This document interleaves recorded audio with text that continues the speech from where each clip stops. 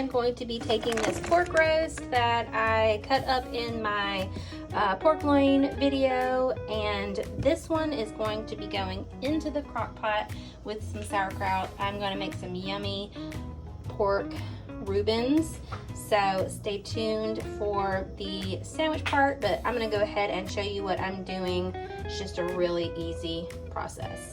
I'm gonna go just right in there.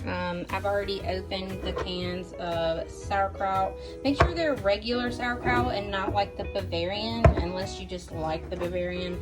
To me, it's got a weird flavor. So just dump that right in there on top.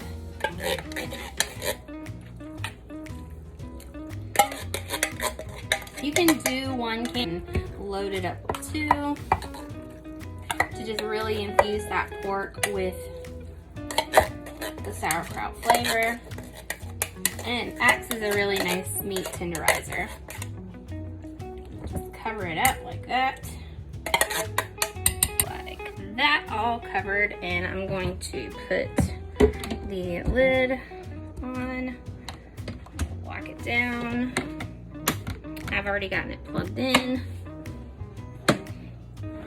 And then I am going to on, and then I'm going to low. So if you need to hit manual and enter.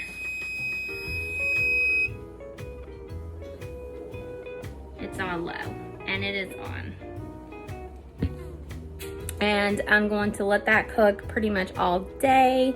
I will come back when it's done and we will make the Reuben sandwiches together.